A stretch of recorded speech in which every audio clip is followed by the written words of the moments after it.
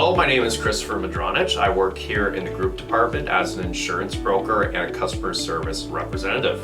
Today, we're going to talk about auto insurance. I think one of the best things people can keep in mind is a lot of people have nice summer vehicles and they may not want to drive those during the winter. A great example is your convertible or your Sunday driver. A great way to save on insurance is just to put that on a fire and theft comprehensive policy and store that in your garage for the winter. You can take off all road coverage and liability coverage, and that's going to save you quite a bit of money.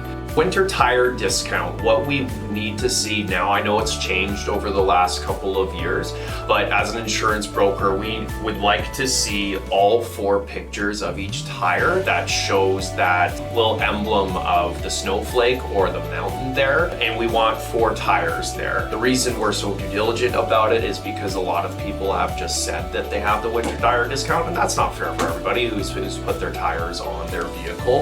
Another method you can use is to have that bill of sale of the tire change that shows that you have winter tires, or the model of tire is a winter tire that's been installed. To get that discount and make it super easy for the insurance broker and for yourselves, if you have 4 pictures of the tires and that bill of sale, there will be no doubt you can get that discount. Honestly, it's up to about 5%, and it depends on the company. Some companies aren't as lenient that way. You maybe save 2%. I think people expect a much higher discount for that. In reality, it's not as high as we'd hope. I'll talk about a couple of coverages I think you should have on all of the time, and you should have as full coverage as you possibly can get all the time, because anything can happen in any season, but in particular in the winter, I want to paint the situation for you.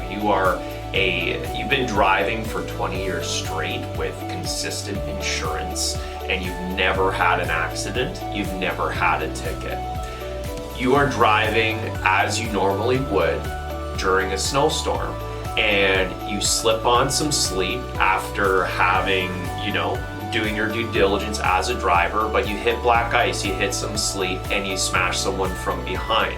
You are doing everything in your power as a very good driver to sort of prevent a situation like that happening, and it still happens. Guess what? If you hit someone from behind, even in a situation like that, you are deemed as an at-fault driver in that scenario.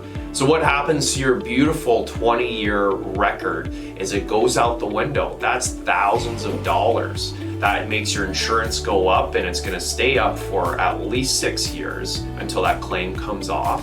And then after that, you're still working to get that beautiful rating that you've had and that you've kept all those years. How do you protect yourself as a perfect driver, or as perfect as you can be, from a situation like that arising when there's no way of preventing that, because that happens in the winter?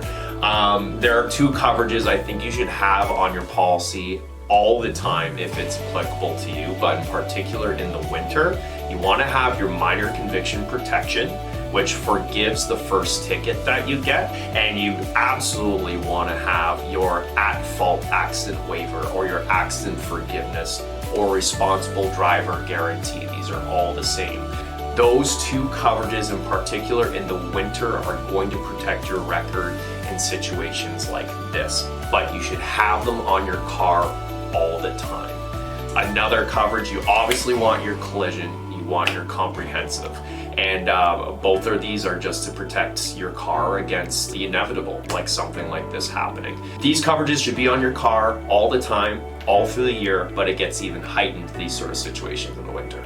It becomes an issue if you're outside of the province for more than 6 months, but you should always tell your insurance broker if you plan on being outside of the province for more than, say, even a month or something like that. If you're going down south, something that might help you out is your OPCF 20 and 27. So the 27 is your rental vehicle coverage. So if you decide to, say, rent in the States, you can do that. But your coverage should extend, it depends on the company, but your coverage should extend to if you get into an accident in the States. If you're planning on making a trip like that anywhere, you should absolutely go through the policy with your broker just to make sure that you do have protection in those situations, because every insurance company treats things differently.